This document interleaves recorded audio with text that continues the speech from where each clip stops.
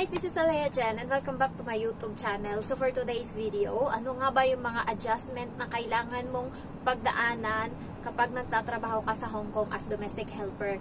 So unang-una guys, kapag nandito ka sa Hong Kong, maiisipan mo talagang umuwi na, mag-quit na lang kasi nga andun ka pa sa stage ng adjustment. Yung adjustment na stage is from kakarating mo hanggang 3 months or hanggang 6 months. So ako, hanggang 6 months ako nag-adjust. Iniisip ko, kapag nalagpasan ko yung 6 months, ibig sabihin, ano na ako, naka-adjust na ako, medyo okay na ako. So yun yung ginawa ko. First is, nandun yung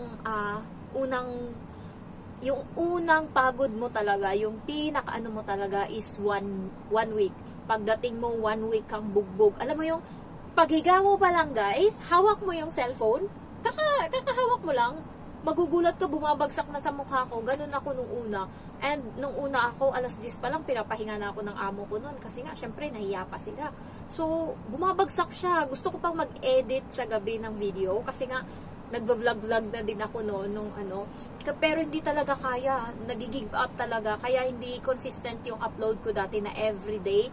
Kasi nga, dahil sa grabe yung pagod ko. Gusto pa mag-edit. Gusto kong gumawa ng video. Kaso, hindi ko magawa. E nung time na yon nakakasingit lang ako ng pagbi-video. Dati sa CR ako nagbi-video. Pero, nung napansin kong may speaker doon, and nung umalis sila, first nila na alis nung July, tumunog yung speaker, ibig sabihin naririnig ng amo ko kung ano yung mga sinasabi ko doon sa loob ng toilet. And buti na lang, minsan nag-i-English ako doon eh. So, hindi ko alam kung ano, pero alam ng amo ko na vlogger ako. Alam niya, hindi niya lang alam yung channel ko, pero alam niya. Alam niya din na tinatanong-tanong ako ng lalaki, pero hindi niya ako magawang paaminin. So, sinasabi ng lalaki, nagva-vlog ka, YouTuber ka, sabi niya ganun. Tapos, nakita niya nga yung ano ko, yung YouTube ko, pero yung luma kong YouTube, yung pangalan Genevieve Guarin, yung bago pa lang akong gumagamit nung ng cellphone, parang 17 years old ako. So, nakita niya doon, and emo pa talaga yung mukha ko, may bangs, and then, yung eyeliner, grabe, ang kapal, ganun. Tapos, alam mo yun? Tapos, natawa nga siya eh. Tapos, hindi ko alam kung sinesearch yung Facebook ko, wala akong pakialam as long as hindi ko pinopost yung ano ng bata, yung mukha. So, walang issue dyan. And sa mga nagtatanong sa akin kung pinapayagan ba ako ng amo ko mag-video-video, dati ko pang ginagawa to, nag-video-video ako. Ready ako anytime na matanggal dito kasi nga kasalanan ko naman, video ako ng video. Pero kasi, wala akong mai-upload pag hindi ako na video, puro ganto lang salita ako. So, nung nakaraan, nag-upload ako na naglilinis ako ng kwarto ng amo ko. Ayan, so may nagtanong doon kung hindi ba ako sinisita kasi may CCTV doon. Hindi naman. So, anuhan lang talaga, lakasan lang ng loob kasi wala akong may upload din, kailangan kong kumita ng pera. So kapag hindi ako nag-take ng risk, hindi ko susubukan, so hindi natin malalaman. And ready ako anytime kung tatanggalin ako. Alam ko sa sarili ko, kasalanan ko. So ano yung mga adjustment na kailangan is first, nandun yung pagod ka talaga, puyat. Andyan yung puyat guys. Kung sanay kayo sa Pinas na 8 to 9 hours yung tulog, ganyan ako, sanay ako. Pagdating dito sa Hong Kong, 4 to 5 hours lang yung tulog ng mga katulog dito. Masaya ka na sa 4 to 5 hours. Kapag may newborn baby ka, anytime kang magigising kasi nga may oras ng padede dito yung bata. So, ayun yung mahirap pagka may newborn or mga months na bata. Tapos, shared room kayo ng bata. Tabi kayo. So, ikaw yung mag-aalaga, ikaw yung magiging nanay nun. Yun yung mahirap. And the next na pag-a-adjustan mo yung ugali nila. Nandun yung ano nila na, yung alam mo yung may saltik, sala sa init, sala sa lamig. Kapag trip nilang, hindi pa naman ako nasigawan, trip nilang sumigaw, pero naranasan ko yung sisimangot na hindi mo alam kung saan ka nagkamali, kung saan ka nagkamali nga. So, naranasan ko yan, bigla na lang siyang sumimangot, tapos binagsak niya yung chopstick. Pero nung time na yun, hindi ko alam kung ano reason. Nagvi-video ako noon. Nagluluto ako. Tapos, binivideoan ko yung niluluto ko kasi nagpo-post ako noon eh. Nandito pa nga sa cellphone ko yung mga video ko ng mga luto. Hindi ko pa na-upload. So, bigla na lang siyang nagtanong ako, kailangan mo ng cover? Sabi niya, no. Tapos, binagsak niya yung chopstick. Nagulat. Yung amo kong lalaki, tiningnan siya. Tapos, hindi ko lang alam, bahala ka dyan. Ganun lang ako. Edi, poker face din ako. Punta akong kusina, kumain ako. Tapos, paglabas ko, hindi ko siya pinapansin. Naglinis ako ng mesa. Nilapit niya sa akin yung cellphone niya. Tapos pinakita niya yung mukha ng bata doon. Jen, oh, tignan mo. Tapos yung bata doon, yung photo niya na simula nung maliit siya, parang 1 by 1 picture ba. Yan, hanggang sa nag 6 years old siya. Pinakita niya sa akin, saltik tong babaeng to. Kanina lang nakasimangot ka. Kaya sabi ko sa bata, wag mo akong galitin, sinabi ko sa kanya kahapon. Kasi yung galit ko, hindi nawawala kaagad. Kung sa inyo dito, nawawala agad yung galit nyo, ako iba. Anytime na magalit ako, pwede akong gumawa ng desisyon na alam ko na pagsisisihan natin pareho, sabi ko sa bata. Kahit yung 6 years old pa lang yung bata, inaano ko na siya guys, binabali ko na yung sungay niya. Mas mabuting alagaan yung katulad nitong alaga ko, 4 years old to 6 years old. May kasama akong katulong, 1 month pa lang siya dito sa Hong Kong. Kasama ko siyang nagsusundo sa bata. Bali, isa lang yung bus stop, school bus na, yung school ng alaga ko and school ng alaga niya is pareho. Pero yung alaga niya is 8 years old or 9 na matangkad na eh. Yung akin maliit pa lang. Pero yung kanya hindi niya na nakokontrol. Kasi yun guys, tarantado na yung babae na bata. Alam mo ginagawa niya? Ibibigay niya sa katulong yung bag. Tapos tatakbo siya ng tatakbo. Alam mo yung katulong, habol ng habol sa kanya, syempre mabigat. Tapos yung katulong na kinuha nila, 40 years old na, hindi nasasabayan yung pagkaka-active ng bata and hindi na niya kayang i-control. Ang nangyayari, doon daw sa building nila, tumakbo daw. So ngayon, ang ginawa niya, hinanap niya sa park, hinanap niya kung saan-saan. Tapos tinanong niya yung security guard kung may bata na ba na umakyat sa taas. Sabi naman ng security guard, wala daw. So ngayon, hinanap niya uli. Napagod siya, pumunta siya sa bahay nila kasi magsumbong. Pagdating doon, ang gaga na bata, naglalaro na. So, 'di ba? Tapos, nagsumbong siya ngayon sa amo niya. Si Kimberly, ganyan. Iniwan ako doon. Hindi ko alam kung umakyat na siya dito o hindi. Pagka ganyan na, sakit ng tuhod ko. Sabi niya ganun doon. Tapos, hindi na nang papagalitan yung bata. Spoiled na. Alam mo, yung alaga ko kasi, natutulog yan siya sa bus. Kasi nga, antok siya. Yung tulog niya kasi, tulog ng matanda. Alas 10 na ng gabi natutulog kahit may pasok sa trabaho, sa school. Tapos gigising siya sa umaga alas 7. So, antok siya, natutulog siya. Ngayon, pagbababa siya, magpapakarga muna yan siya sa akin. Kasi nga, kakagising lang. Gusto niya pa muna magpikit-pikit ba. Pero gising naman na yan siya. Gusto niya lang magpahinga. So, kinakarga ko siya. Pagbaba niya mismo ng bus, nakita ngayon ng alaga nung katulong na isa. Magpagaya din, ay Diyos ko, kasing laki ko na siya.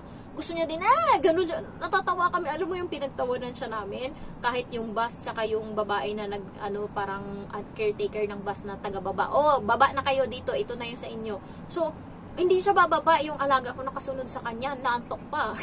Tapos siya, ganun siya, gusto niya magpakarga, ganun siya. Tapos sabi ko, talagang ako yung nagsalita sa kanya. Sabi ko, how old are you?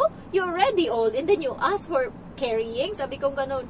Tapos nagtawanan kami ng alaga ko. How naughty, sabi ng alaga ko. Tapos, di nagsimula nang magdaldal yung alaga ko. You know what? Sabi niya doon sa helper nung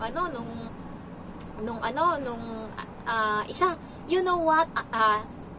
Auntie, sabi niya, Kimberly is keep on running in school, and then the teacher say no running because what if she miss our bus?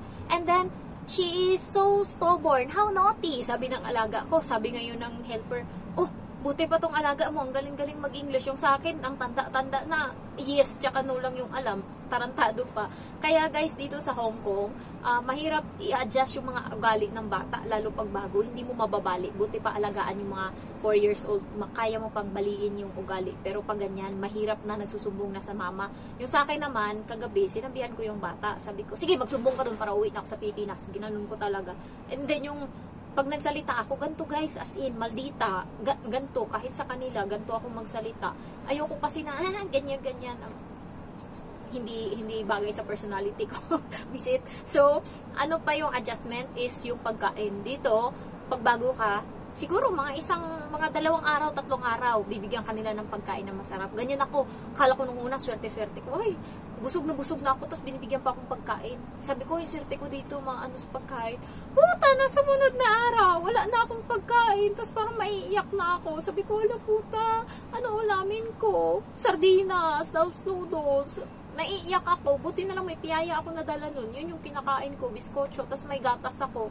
Kaya dito sa Hong Kong, masasanay ka na lang talaga na, alam mo yun, buti nga ngayon, okay na yung mukha ko. Dati, payat talaga ako. Ngayon, may bilbil na ako, guys, proud ako.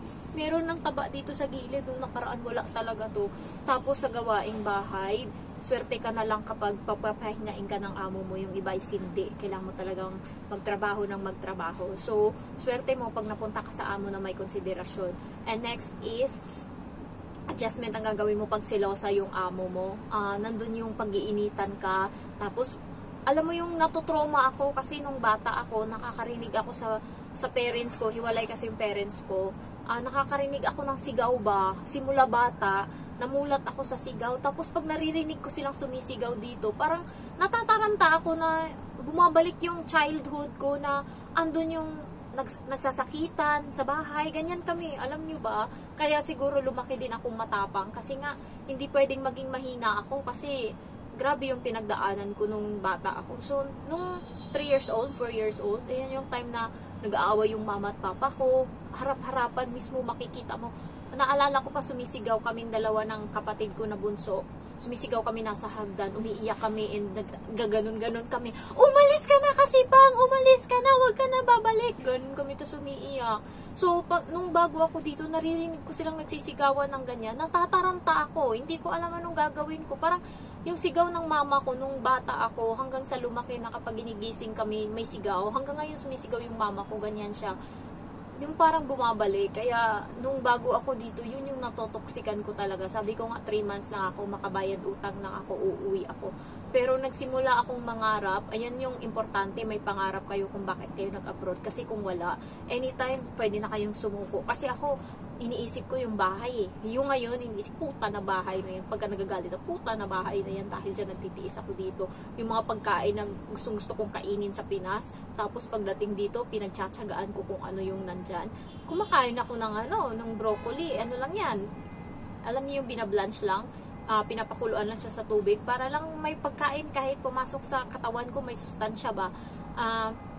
Kahit ano, alam niyo, pinagtiyagaan ko lahat. Kaya pag umuwi ako, ang dami kong baon na sama ng loob. Ang dami lahat-lahat kung ano yung napagdaanan ko dito. Pero swerte pa din naman ako kasi yung ibang amo mas malala sila. Pinagpapabayad nila yung mga katulong nila kapag nakakasira. Tsaka yung wala silang peace of mind. Ngayon yung amo ko kasi hindi na siya silosa. Hindi niya na ako pinagsisilosan. Hindi na siya ganun nagagalit. And pinapabayaan niya na ako. And also guys, kapag bago ka, pagbabawalan ka talaga nilang mag-cellphone. Yung amo ko is hindi naman ako pinagbawalan. Pero nahihiya ako. Pero nung mga ano-ano na, pinapabayaan. Dati natatakot akong walang ginagawa. Kapag alam kong wala akong ginagawa, maghahanap ako ng kakalikutin, maglilinis-linis ako kunwari. Pero ngayon hindi na ganun. Pag wala akong ginagawa, katulad kahapon, hindi pumasok yung bata kasi masakit yung tiyan. So wala, nung hapon na gusto na ng mama na mag-homework kasi naglaro. So, alas 5:30, nandun lang ako sa kusina. Tapos na ako sa lahat ng gawain, nilalaro ko na lang yung bata. So, ngayon, yung bata is nag-homework. So, nandun lang ako sa kusina, nagsi-cellphone. Tapos, mga oras, 6:30, pumunta na siya sa kusina. Sabi niya, ito yung lutuin, ganyan. Nakita niya ako doon nag-cellphone, wala yung problema. Tapos, sabi niya sa akin, kung gusto mo, maligo ka muna.